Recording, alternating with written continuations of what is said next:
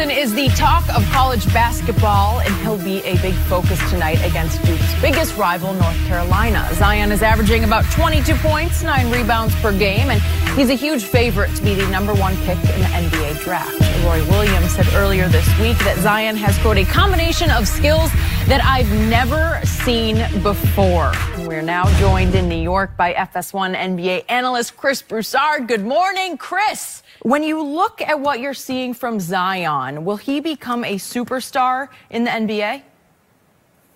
Zion, look, I've heard him compared to LeBron James. I think that's far too high of a ceiling or praise to give him. LeBron, you're talking about a top 5 player of all time. I don't think Zion becomes that. But I think he's like a new age Charles Barkley. He's Charles Barkley with the skills that you need to translate to today's NBA game.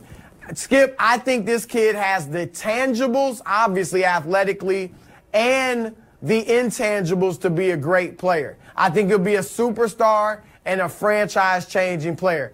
First of all, let's go at his tangibles. Obviously, he's got the athleticism. He rebounds the basketball. He handles it pretty well. He passes pretty well.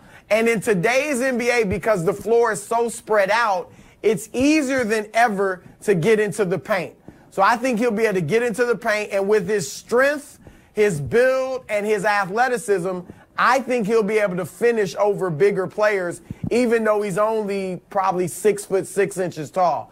So I think he'll be fine in that regard. And then you look at his shot, which is the one criticism a lot of people would have of him. His shot isn't broken. I'm not saying he's a great outside shooter, but you look at his form, you look at his percentage, which is okay. He actually can shoot the ball fairly well. And when you look in the NBA today, Blake Griffin, even going back, a Jason Kidd, they developed into good three-point shooters. And if they can do it with shots that were far worse than Zion Williamson at this point, I'm convinced he'll be able to do it. That leads me to the intangibles. He's a hard worker. He plays defense.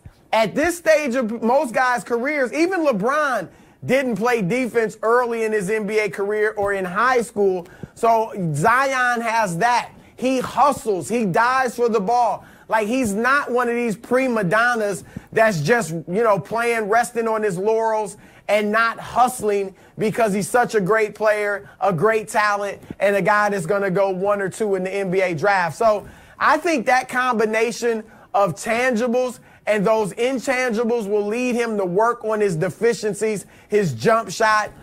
I'm convinced, Skip, that this guy not only will be the #1 pick, because I've yet to talk to an NBA executive who's told me he won't be the #1 pick, but I think he'll become a franchise-changing player. But I'm not putting him on LeBron's level, but he'll be a superstar. So, Chris, here's my issue. I can't be completely sold on Zion Williamson being a dominating NBA player, being in that category of a LeBron or a KD or even a Harden or a Russ, even though obviously he plays a different position. The guy who will carry a franchise to multiple championships, in part because I haven't seen enough yet. And I'm going to warn you that this draft from top to bottom doesn't look very strong to me. It's strong at the very top, so it's top heavy, but top to bottom, all the way through the second round, I think this is a mediocre year at best in college basketball. So I'm going to warn everybody out there that obviously the second pick in the draft plays alongside Zion right now, R.J. Barrett at Duke. So does that help Zion? Does that mislead you a little bit? Because R.J. Barrett's really good. He's a slasher. He's got more of a scorer's mentality than Zion does. He's slightly above Zion in scoring average. He's taken a bunch more. I think he's taken 143 more shots than Zion has. Yeah. And he's leading the ACC in scoring, obviously. And not to mention that maybe the 4th or 5th pick in this draft plays for Duke in Cam Reddish, who hit a big shot to win the game at Florida State, a big 3. So he's turned into their closing clutch shooter. Not to mention that the best point guard in all of college basketball, to my eye, I'm just going on my eye test, plays for Duke. It's Trey Jones. So he is the guy setting up both those guys in the post, in the paint. And are we being slightly misled by that? Maybe so. So I'm here to say I'm already a little more sold on Kyler Murray being a star quarterback than I am on Zion at this point being a dominating NBA superstar, because I got to see Kyler in the Big 12 championship game against Texas at Jerry World. I got to see Kyler against Alabama in the national semifinal in the Orange Bowl.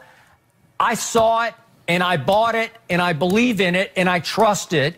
But I'm going to withhold a little bit today because I need to see a little bit more of Zion.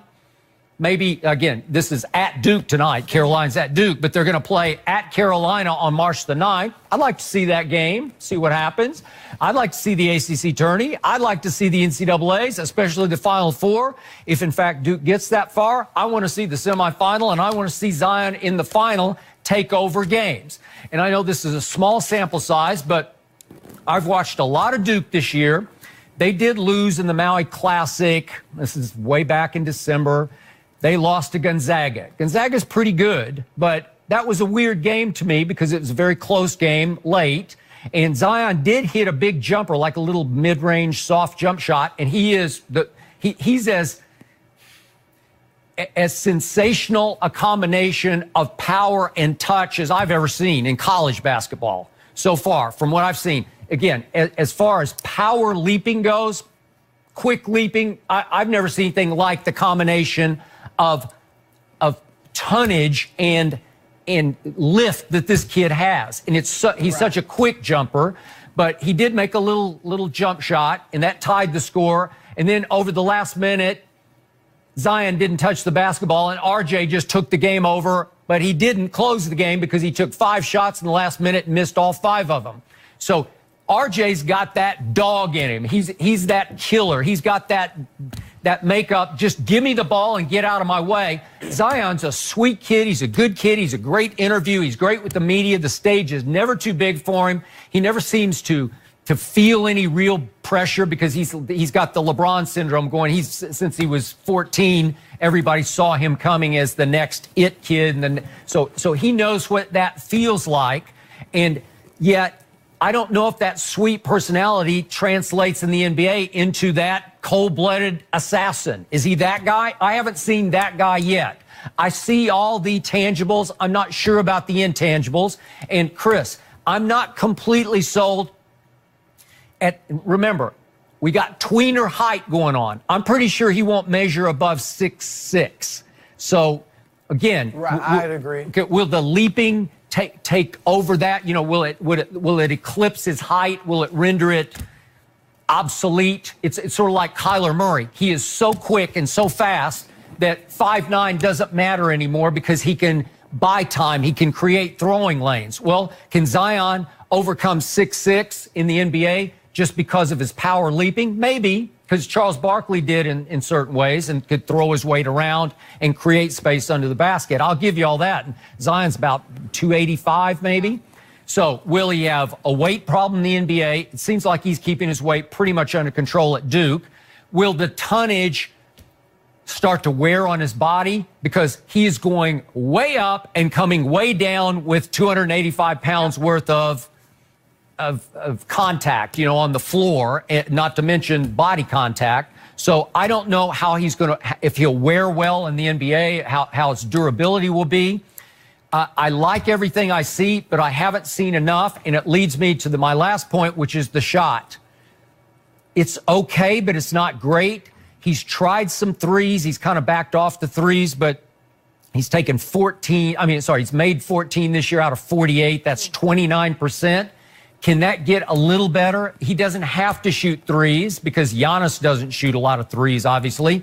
But he probably at 6'6" needs to create a little more of a jump shot. Can he teach himself that the way Magic and Michael taught themselves to shoot? Maybe. But I haven't seen quite enough.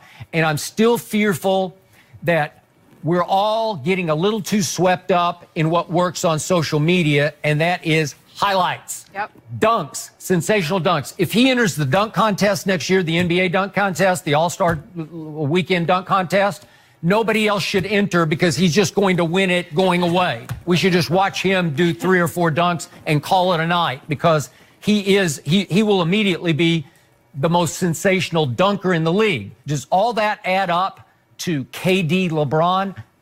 I don't see that yet. I'm withholding that. I think we're all getting a little swept up in highlights as opposed to scoreboard. And again, he's playing on by far the best team right now, which could camouflage some of the weaknesses. So I'm waiting and seeing on this one, and I'm looking forward to tonight.